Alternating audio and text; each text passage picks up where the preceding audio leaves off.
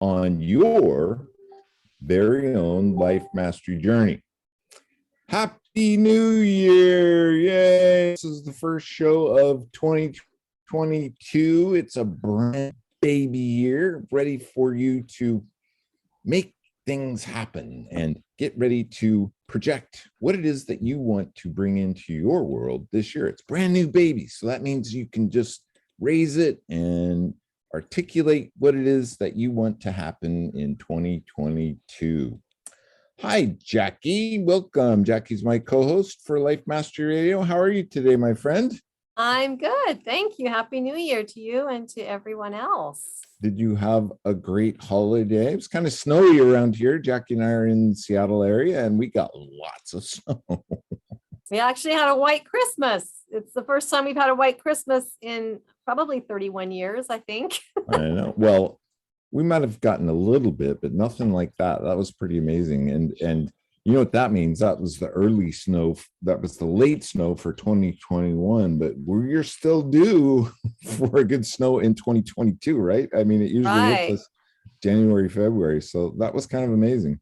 Well, and the challenge with these December snows, as they have in the past, is once it snows, then it gets really cold, drops down into the teens in Fahrenheit. And then it gets really icy and sticks around and doesn't go away for a while. So we still have a little snow here, even though it's been rainy. It's going away. But I took my dog out for a walk one day after Christmas. And by the time we made it back inside, he was limping. And I think what had happened is his foot got so frozen that it was numb and he couldn't walk on it.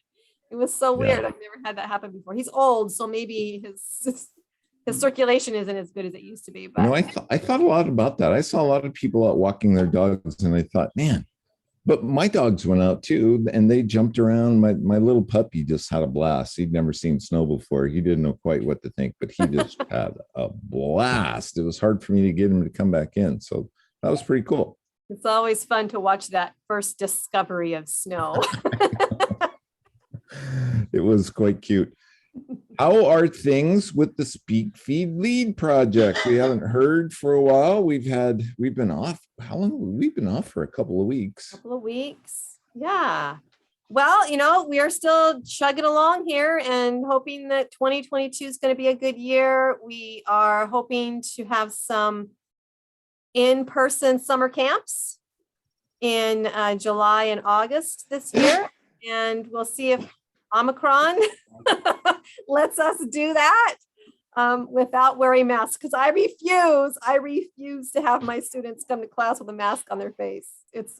We're teaching public speaking, and I want them to be able to feel that they can speak out and not be muted. That's the whole point. Something else. You went on a cruise back in November. Mm-hmm. And you're supposed to go on another one, but I just heard something the other day that might not be true. Look at you. We're trying to keep the energy high here. Oh, I'm sorry. Well, the cruise in November was a marketing cruise for my business. My husband came along as a second wheel. And then January next week, we're going on a rock and roll cruise because his band is playing on the cruise with lots of other bands. And so now I'm the second wheel. Wait, we gotta say what the name of the band is, because this is just the coolest thing. Her husband is the lead guitarist for Paul Revere and the Raiders, awesome. which was a band back in the 60s. Now, because Paul Revere has actually passed on, it is now Paul Revere's Raiders. So right. Different name, but same players, except for my husband now is the newest member of that conglomerate. So that's pretty cool. But so this is a rock and roll cruise. Is it on? As far as I know, it's on. Okay. Yeah. Go, girl.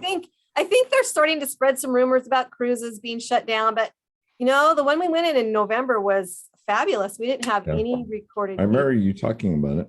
COVID or anything like that. The only thing we had to worry about was that if we were porting in one of the international countries or something like that, and they had changed their COVID policies in the last 24 hours, then we may not be able to get off the ship. But that didn't that didn't happen. So hopefully it won't happen now, but we've got 4 exciting ports in the Caribbean. Very So cool. We'll have to keep it's going to be awesome. we'll keep track of that and find out how that worked out.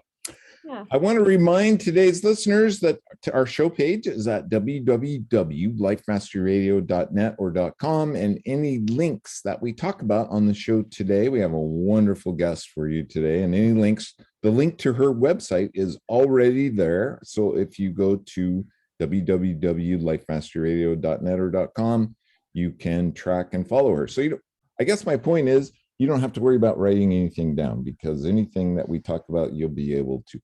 And if you miss something, you can go to our YouTube channel. Life Mastery Radio with Todd and Jackie has a YouTube channel, and all of our shows are put up there. It might take a couple days by the time we process it and everything, but you can find it there. While you're on the website, we have a newsletter, and Jackie creates a newsletter every week, and it highlights who's been on the show with her blog post of what she got from the show. So in that newsletter, you'll find out who's been on the show, who's coming on the show, and a little bit about the most recent show. So you can sign up for that there. Jackie and I have a book. The links are there. My book is 6 Keys to Life Mastery, and Jackie's book is behind me. Self-Centered Leadership. You can see it back there, but the links are on the website. So be sure and check that out. Thank you for tuning in today. We have, like I said, we have a really cool guest. And I think, let's see, today is Jackie's guest. She's responsible for this. So she has the introduction. Good thing I'm a responsible person, huh? It's a very good thing. Keeps me on track, that's for sure. Take it away, Jackie. All right. Well, today, please welcome Madeleine Davis. She's a multiple #1 international best-selling author, a TEDx speaker, the creator of the Stress-Free Family System, and a master parenting strategist. And one of the reasons we were compelled to have her on our show was because of her core premise, which is you don't have to be born a together mom but you can learn to look, act, and feel like one, which I think all mothers want to try to do at some time. So welcome, Madeleine, as a master parenting strategist. And I'm wondering if you can tell us about your story and your core premise. Madeleine, welcome. Thank you. Thank you so much for having me here. Well, I help overwhelmed parents create well-functioning, stress-free homes they can feel really good about raising their kids in, so that they can be the relaxed, confident parent that they really want to be, knowing that you're providing your kids with a strong foundation and really setting them up for success. And that's me now, but I wasn't always the relaxed, confident mom that I wanted to be. I wasn't raising my kids in the home that I had envisioned raising them in. And I certainly wasn't born a quote unquote together mom. So I was that mom who was so overwhelmed with the logistical and operational stuff of parenting that I actually wore 2 different shoes to walk my kids to school.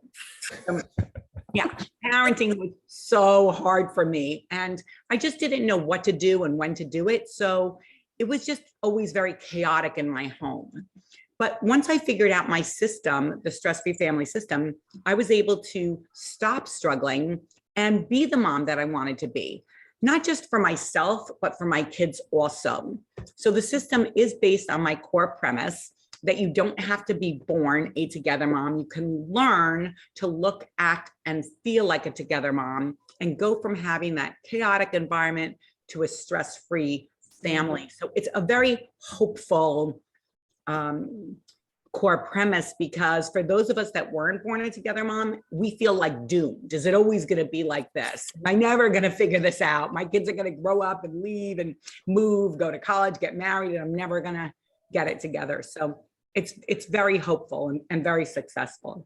And your system, your book, which is an instruction, it's an instruction book that we didn't come into this world with, right? I mean, here is, and one thing I think that I didn't hear you say is that it brings the parent sanity. right? That you get to feel a sense of worth and you're organized, and this can all happen in what, 28 days? Right. So the book is A Stress-Free Family, Chaos to Calm in Only 28 Days. And it is a daily, as you said, like a handbook. Do this today, do this the second day, do this the third day. I will say that for those parents that take the program, most parents complete the program in 6 weeks. Right. Because they take time off their videos and things like that. So they typically take it over 6 weeks, but it can be done in 28 days. And not perfectly. I think you stress that in the book a lot too. It's just, it's like riding a bike. You just have to practice and implement these. This is what worked for me. So I'm really curious on, and usually I ask this at the end of the show, but I'm really curious some of the feedback that you've gotten from people that have implemented the program. I mean, obviously this is life changing.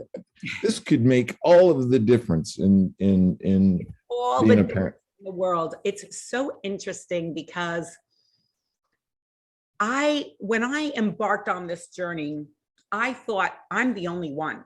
Every other mom at drop-off looked so together. It was so intimidating. I was very successful in my business life. I'm an entrepreneur. And I just kind of thought that, oh, I'll just pop out some kids. How hard could that be? I'm accustomed to having, all this organizational skill in my business world. I'm accustomed to having people listen to me in my business world. My kids were definitely not listening to me. It was very different. I just wasn't expecting to have these struggles that I had in parenting. I thought it was going to come very easy and very naturally to me, and it didn't. As we all think. Well, I've come to find, right, that, most parents that look like they're having it together, even those parents have said to me, they took the program because it was so hard for them to keep that illusion up. That it was just so hard for them, and they wanted to learn how to really do it so they didn't have to kind of fake it. And the feedback that I get is really still astonishing for me after all these years that I've been at it. So maybe 13 or 14 years now, but I'm still so surprised because it is so life-changing.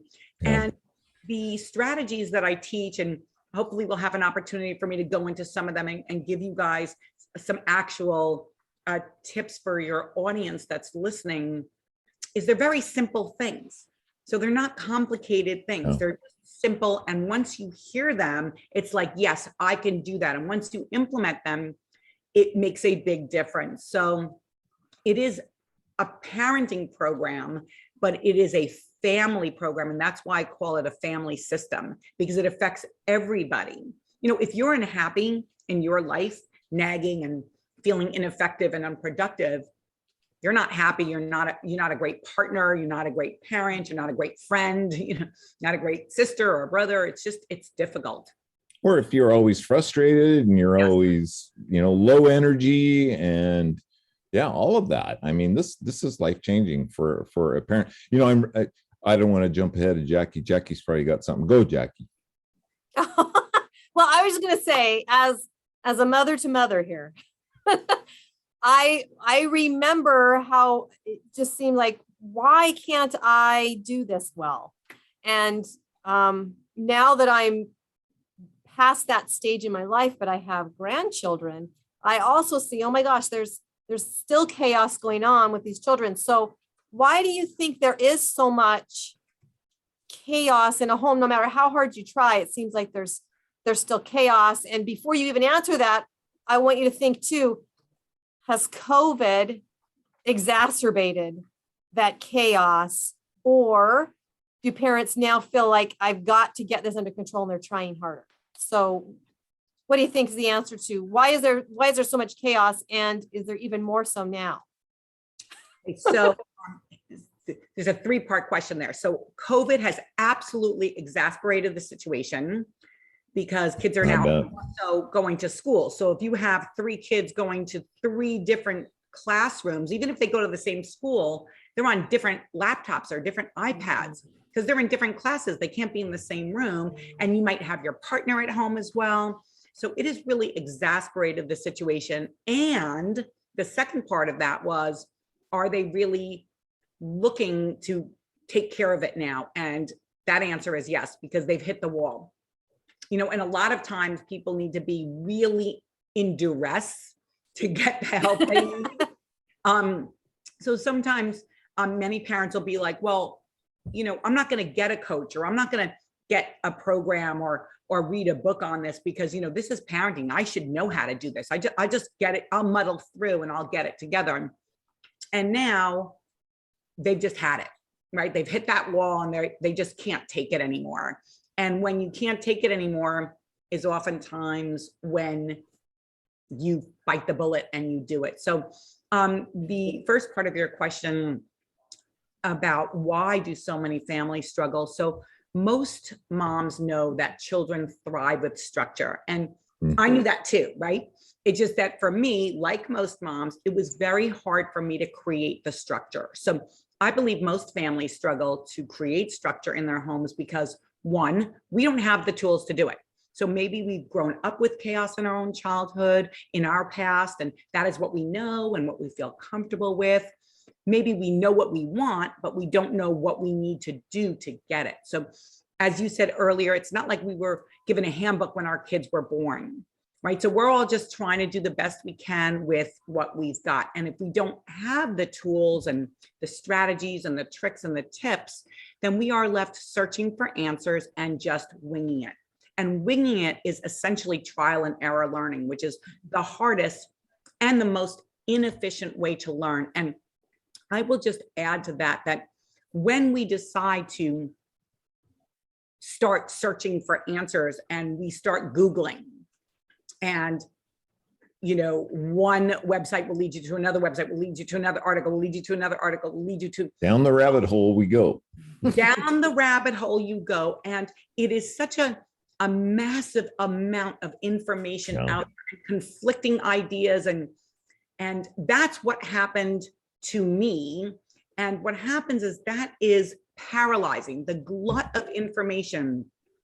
There's no decisions made in confusion, right? Confusion is the antithesis of this place where you want to be to make a decision. So when you have all of that information coming at you, you can't make smart decisions, you get paralyzed, and essentially you do nothing. And that's why I wanted to create a system so all of the pieces fit together and make sense together, you know, all in one place.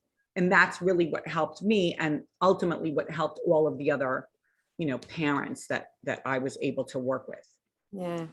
Doing nothing is a decision to do is a decision, right? I mean, it's absolutely, and that creates even more chaos. So you have this 6-step process, but I want to entice our listeners just a little bit, because I thought this was a brilliant idea, and maybe we might be jumping ahead a little bit, but we're going to entice our listeners. This idea is called the Tomorrow Basket. Can you highlight, clue us in a little bit on how that works? This was just brilliant. Thank you so much for saying that. So I just want to clarify, and you must have read the book, so you know a little bit more than most. So the system, the core of the system, the pillars are actually 5, and the 6th that you're referencing, I give as a bonus. But the core system is really 5 parts, and I want to answer that question, if it's okay with you. Certainly. In a specific way. So I want to give you the actual formula for the stress-free family. So all 5 parts of it, but I also want to give you a strategy you can begin using right away. Cool. Because while I hope that the information I share with you today is inspirational, what I really want for your audience is a transformation, and transformations come from action. So I will answer that basket question within you go, girl. About the formula. So if that's okay with you, I'll do just kind of like a training segment, okay? Train away, Madeleine, train away. So the first step is routines. And I know that many people have tried creating routines before, What I'm talking about is routines that work. So you would be amazed at how much stress is reduced when you have routines at home that work. So a lot goes into actually having those types of optimized routines. It's not as simple as downloading a checklist from the internet. So I'm sure everybody's already done that. Every parent on the planet has done that.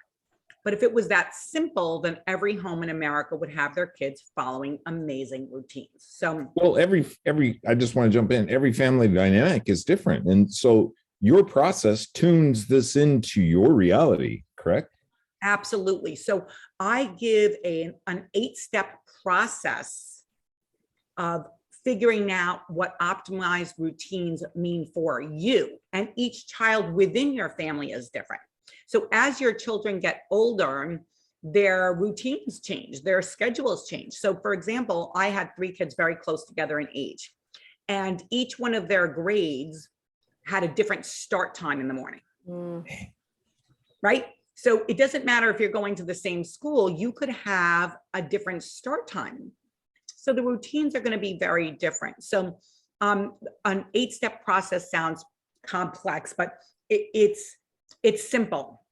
It's very simple once you know the steps that you need to do. So I'm going to give you one of those steps right now, and then I'll talk about the tomorrow box or the tomorrow basket. So I will give you a step that will help you create optimized routines at home. And I call this step clustering.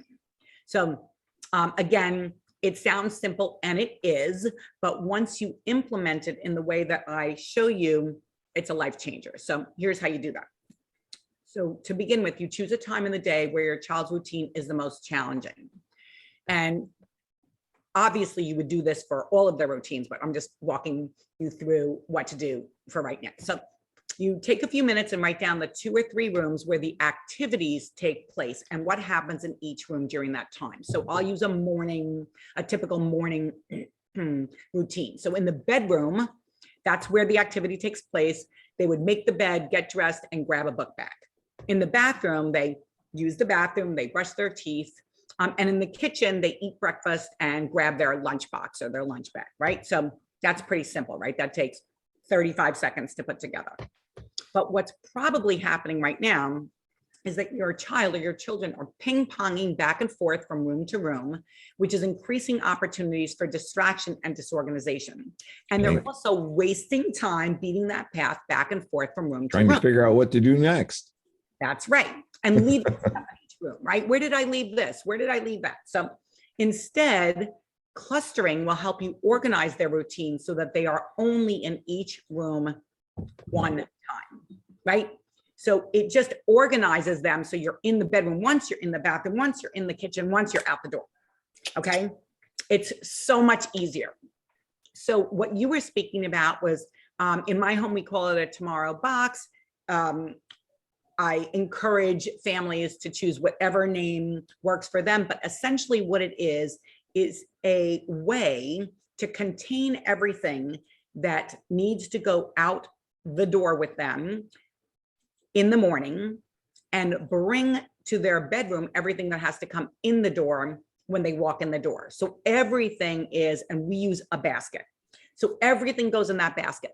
So if their book bag goes with them, if their soccer cleats goes with them, so everything is prepared the night before, because a great day starts the night before. And when they leave in the morning, their basket is at the front or back door, whatever your exit and entry point is. So when you look in that basket and there's nothing left, you know your child has everything they need. And really what you're training your children to do is for them to pack the bags and for them to pack the basket or box or whatever you use, and for them to check to make sure they have everything.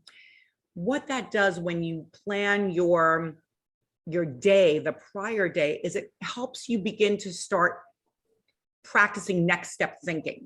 What's the next thing I'm going to have to do? What is coming on the schedule for tomorrow? How do I need to prepare myself? You're really teaching them how to think strategically and critically. And it avoids all of those. I left my homework at home. Say again? I said, oopsie. Oh, hey, Mom, I forgot. So I used to get that call. I used to drop my 3 kids off at school and then get the call. I didn't have my homework. It's raining. They don't have a rain jacket. They forgot their lunchbox. And I was doing that all the time. And that's why everything that is in the system is there, because I went through it. Mhm. And I needed a way that's simple, that's fast and simple and seamless, and that works. It's repeatable, it's sustainable. So the second part of the system is what I call rhythms. So nobody out there is teaching this. This is my secret sauce, but I'm gonna let you guys in on it. So even homes that have routines nailed down, they still have stress because they don't know about creating rhythms for their home. So rhythms are about creating a process for the repetitive instances that require both you and your child's participation that will result in your homes running effortlessly. So what does that mean? You know, all those seemingly small issues that show up and they derail you and contribute to the stress of the day? We want those to go away, so that the first time a problem arises is the last time a problem arises. So think about any events or situations or activities that involve your child's participation that drive you crazy. So for example, maybe your children constantly ask you questions when you're trying to get out the door on time. So you're trying to get them out and they're like, can I go to Johnny's house this weekend? Can I, what's for dinner later tonight? Or maybe they ask you what's for lunch tomorrow 50 times a day.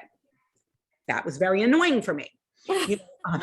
So one of the major things in my home was that their notes from school got misplaced all the time. And they ended up getting turned in late, or I'd get a call from school. Today's the school trip. I don't have the Permission slip. And there was a lot of chaos around that. So imagine that all of these things stopped, right? That's a life changer, right? So here's how you can get started stopping that. You can start with 1 or 2 of these speed bumps that show up consistently, right? These are things that show up more than once, right? The permission slips show up more than once. The what's for dinner shows up, every day, right? So create a repeatable process so that they no longer slow you down, get you off track, or irritate you, because some of these things are just irritating, right? So, and I walk you through exactly how to create a repeatable, sustainable solution. And again, we're teaching our children, how do we come up with solutions to problems? Because life is a series of problem, solution, problem, solution, problem, solution. Little kids, little problems, big kids, big problems. You want them to start thinking. Problem solving. Because we're raising productive human beings, right? Productive, happy, human beings. So I hope that makes sense. So step 3 is all about rules. Now, most moms know that they need to have rules for their kids. And I used to have tons of rules. They were changing all the time. Nobody knew what they were. I didn't know. And I enforced them based on how much energy I had in that moment, right? So basically ineffective. In the stress-free family system, rules are based on 2 very important principles. So the first is that rules are tied to values and principles. Right? So when we have rules that are tied to our values and principles, that makes it much easier to stick to, because instead of feeling like we're just, a mean mom, like with our finger in the air, like, enforcing rules all the time, we get to feel like great moms providing teaching moments. So that's totally different. Doing this also really forces you to think about the rules that you want in your home and what you really want to be teaching your children. So it's not like an in the moment, right? So that's a great thing to do, is to start thinking about what you want to be teaching your children. Like, why are the rules there, right? So the second principle is what I call the rules trifecta. Again, that's part of my secret sauce. So most moms know that they need rules for their kids. And some moms know that they need rules for their home, but very few moms or parents know that in order to have a stress-free family, you need to have rules for yourself. And, right? Understand why they are important for you to have. So parent rules, right? So rules for moms and rules for dads. So here's an example of 2 mom rules and how they can help you be consistent and stay on track. So one rule is, and by the way, I encourage everybody to create their own rules. I just give examples. Examples, right? Will be according to what works for you. And I talk about like the factors you need to consider in terms of what works for you, right? So I will only choose consequences I know I can honor, right? So this is going to help me show my child that I say what I mean and I mean what I say, that I'm not a pushover. It will help me stay consistent and will help me feel respected. And one of the things that I hear all the time, it helps moms with, and I was one of those moms too, is when we blurt things out like, I'm going to get rid of all your toys. Right. Everybody knows you're not going to get rid of their toys. Like they know you're not going to get rid of all the toys. So you'll never leave the house again, right? You're going to be punished until you're 40. Right. You're grounded for the next 3 months. Like it's ineffective because they know you're not doing that, right? So we're only going to make rules or consequences that we know we're going to Uphold. to keep, right? Another good rule for a parent, if this works for you, is I will not allow my emotions to guide my actions, right? So why? Because I always regret when I act out of emotion and I see that things don't change anyway. Right.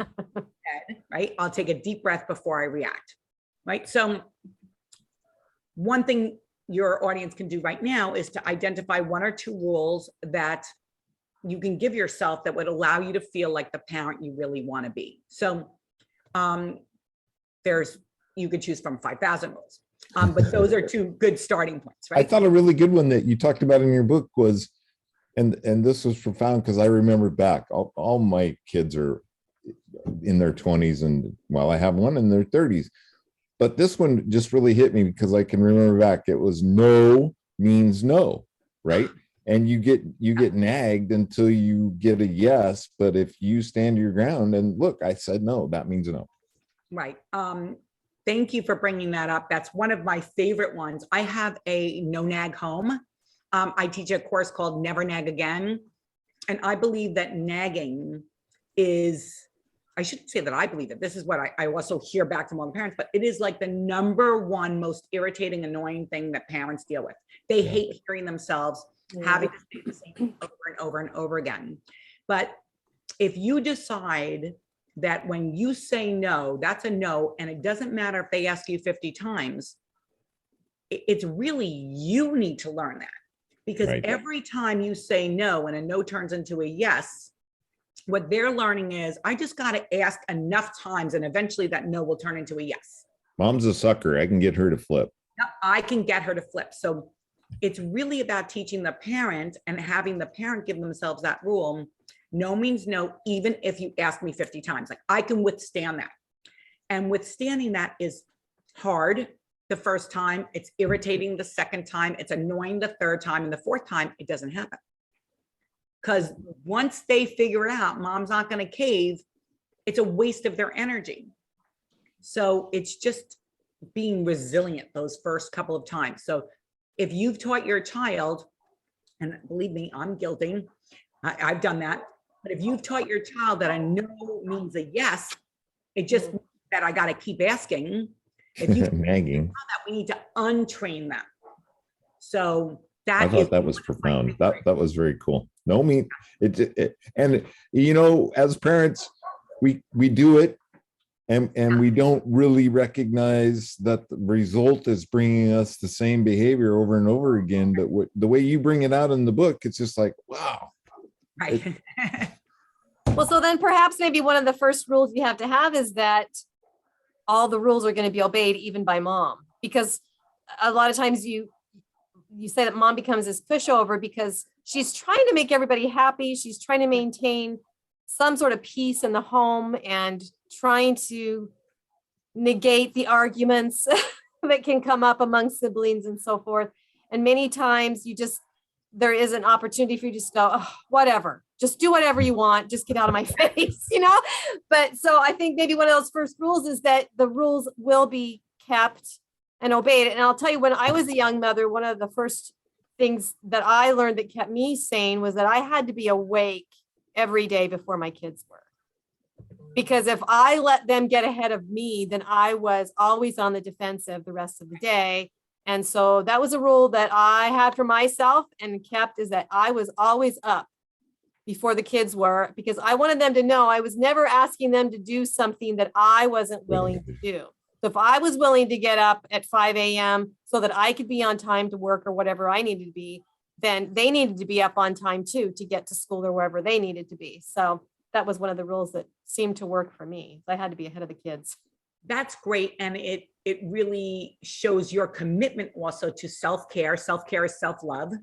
So it's showing your children that mom needs a half an hour of quiet time to have your coffee or your tea or journal or get a workout in or just meditate, whatever it is that you did during that time. That's a form of self-love, and letting your children know that you get up early to give yourself that space and that grace is really important. So that's a great rule. More moms should have that rule. Sometimes it is the only time you have for yourself. You're trying to lock yourself in the bathroom.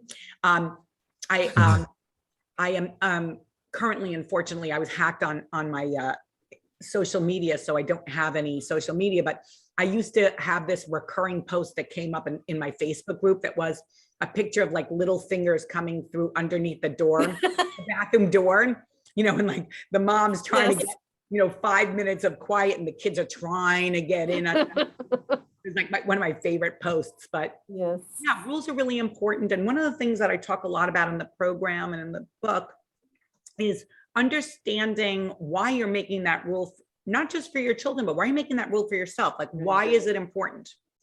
And when you understand the bigger picture, your why for doing it, it's easier to be consistent with the rules. So if you tie, for example, that rule to understanding that you're teaching your children about self-respect and self-love and taking care of yourself and how important that is, and you're also giving yourself that, you're setting yourself up for success by giving yourself that half an hour or that hour before they get up. And you know that you're going to have a great day because you're starting off giving time to yourself. That's really important. So when that alarm clock goes off and you're kind of tired and you just want to hit snooze, you're like, wait, I know what to do. And I'm a great role model for my kids, and I'm giving myself this amazing gift. That's so yeah. I think it's important too to combat hypocrisy, right? Because I distinctly remember an epiphany I had when I was spanking my daughter. I mean, I think she was still in diapers or something. I don't know. But so I was spanking her and saying at the same time, "You do not hit your brother." And I'm spanking her while I'm saying, "Do not hit your brother." And I'm like, what the heck am I doing here? I'm being a hypocrite. I'm punishing her for something that I'm actually doing in the moment I'm telling her not to do it. So that leads me to my next step, which is rewards. But what I was going to say is that you use the word punishment, and in the stress-free family system, we use the word consequence. Right. And when you think about a punishment, quote unquote, like what you would use as the word punishment as a consequence, it makes it a lot easier to draw a line between the infraction and the punishment that you want to deliver, if you think of it as a consequence. So I talk a lot about relevant consequences, which is a natural consequence of the infraction. So, you know, if you're, one of the things I talk about, an easy example is if you're trudging around the house with your dirty shoes, and there's a rule in the house that you take your shoes off when you walk in the house, then you have to stop what you're doing. They're playing Xbox or on the iPad or Legos or whatever they're doing, and you have to take the time to sweep the house. Right? So the natural consequence is that they don't get to have fun, and they have to do what they consider to be a chore. I call it a contribution, but and it impacts their playing time with their siblings or their friends or with themselves. So that will help move away from, I'm going to do these two things that don't kind of correlate. Spanking and hitting, they don't correlate because you're trying to teach your child not to hit. So then you would think of something, and a lot of times that's a naturally occurring relevant consequence. So if you're hitting your sister's not going to want to play with you. You just lost your. So not being able to see a friend until mommy knows that you can keep your hands to yourself and not hurt her body, then you can't see your friends. Like, that's a relevant consequence. So it's not like I'm punishing you and you're grounded, which is like, well, why am I grounded? It's that I'm concerned that when you have a reaction, you might hit your friend, and I don't want to do that until we're ready. So, so what I prefer to do is reward for good behavior than punish for bad behavior. So step 4 is rewards. And everybody's tried rewarding their children before, and they give them candy, stickers, money. Those things rarely work, because when they do, what you're teaching your child is to act only with external motivation. So if you stop paying them, they stop doing whatever it is that they're supposed to be doing. So we do not want that. So I encourage parents to encourage our kids to behave well using internal motivation. And there's so much room for fun when your kids are behaving well and your home is running smoothly and easily. And that's really what I want for all parents. So to start getting on that plan is think about 3 things that your child would want to do or have that feels like a reward. And it's better to think about more experiences. So put yourself in your child's shoes and answer these questions from their point of view. So just like we said before, that we're only going to have rules that we know we can, be consistent with. So the list should only include rewards that you would be willing to give them if they behave well. So if you're not going to take them to Disney, like, we're not going to say, you do this, you're going to Disney, right? Because we're always saying what we mean and meaning what we say. And that's how they learn to trust us. And consistency is part of maintaining your structure, right? So we want to be thinking of rewards ahead of time, instead of on the fly, we're just winging it, or we're bribing them in the moment. So you really want to create a list of rewards that you can put in the bank and maybe pull those out. That's profound. So I create a whole reward system, and I talk about how to create a reward system. And it's really based on benchmarks of what the expectation is of what your child can do. And when you meet those expectations, they get these rewards. And you use the word bank. I suggest banking rewards so that they can have something big. So and they're learning about adding and subtracting and saving and money and learning to extend gratification, which is something that when you're small, it's really hard. If you say to your child, to a 3-year-old child, we're going to Disney December, they're like, when's December? They don't know when that is. That's too far away, Mom. I know. Tomorrow is too far away. But if you tell a 16-year-old, they can think about that and they can hold on, right? Are you guys still there? Are we having? Yeah. No, I think something just came through on the station. We're fine. Okay. So you really want to consider what would motivate and encourage your child to do what they ought to be doing, which is behaving really well. And you want to build a reward system around that. So start thinking more about rewarding than punishing, right? And that also will make a happier home. You'll be happier because you're the mom that you're the dad that gets to give your child this opportunity instead of the mom who has to, spank your child or take away a sleepover or something like that. Okay. Fascinating. Step 5. And moms always seem to end up being the disciplinarians. And, and that's also a big struggle for 2-parent households, that one person is usually the one who is the disciplinarian. The other one's like the fun one. So it's like the bad cop. And that causes a lot of stress in partnerships. Like when partners are not on the same parenting page. So doing this evens the playing field. Everybody knows what's going to happen. Everybody's on the same page. And right in the beginning of the system, whether it's in the book or in the program, I talk a lot about whether you have a one-parent home, a two-parent home, if there are two parents, but they're living in different places, they're separated or divorced, or just circumstances have them living in different places, like how to, manage that, whether you're parenting singly or parenting with two or three parents. Sometimes, parents get divorced and then there's another parent, there's parents remarry, there's three homes, there's two homes. I mean, there's all different kinds of homes, but we want to take the stress out of the family. So this bad cop, good cop thing doesn't work for anybody. Right. It really doesn't. And you're teaching your children also how to divide their parents and how to create that wedge. And now the parents are focused on each other and they're not so much paying attention to the kid anymore. The kid can have whatever they want because now we're fighting. And it just, we want to try to avoid that.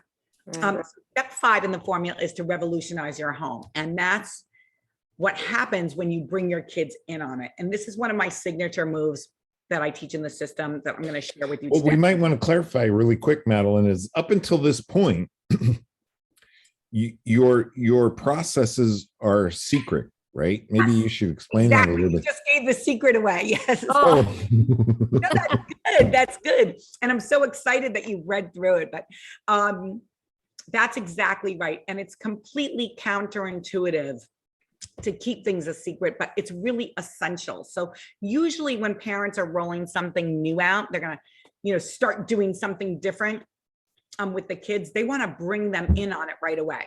Right. They want to let them know what's going on. This is the way we're going to do things, right? Yep, from now on, starting tomorrow, we're going to do this. But what we're trying to do this is really, with the system is create a new foundation in your home. So we're going to be creating structure and consistency. And what I suggest is that you don't tell your kids you're going to be doing anything different. You don't make a big announcement that things are going to be changing or that you're adopting a whole new lifestyle. So they already have a lot of change going on in their lives. Right. And it's scary.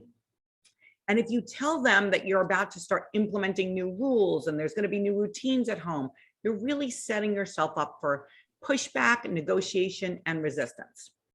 Right. So give yourself and them a chance to really ease into the changes slowly and to start to feel some success around doing it.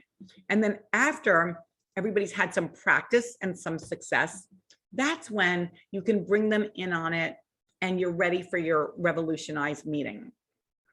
So I suggest keeping the stress-free family system a secret. During your meeting, once they've got kind of the hang of it, they know what to do and they know when to do it and they're feeling successful, that's the time you can tell them that things are going to change. But the thing is, things have already been changing. Right? That's the thing. You've been practicing the system day by day. The changes have been kind of like organic, right? Little changes. And then when you tell them it's going to change, you call a family meeting, you ask a lot of questions. I mean, I walk you through the whole thing, but you say things like, have you noticed that things have changed around the house? What do you think is working? What do you think would be a good rule for our home? What do you think would be a great reward for behaving well? You're Get some really input. Them, yeah, you're leading them to the conclusion that they're the ones driving the change. But meanwhile, you've been driving the change, right? And they're going to be much more interested and likely to follow a program that they helped create, right? So, well, and Madeleine, in fact, you even say not only don't let your kids know, but depending upon the circumstances in your family, don't even let the other parent know. Yes. Right? Right. So if your partner is somebody who's going to get in the way and like put up roadblocks and obstacles of you getting this done, I say, keep them out of it. Totally out of it. You do your thing. The system is so easy. You don't need a partner to do it. You can absolutely do it in a single home. The way I like to think of it is if you have a partner, it will be great if they're on board, but if they're not on board, then you can invite them in. You've got it down.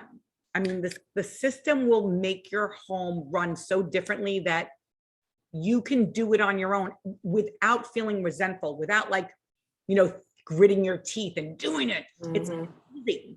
You don't need anybody else to do it. And it's nice if they want to be part of it.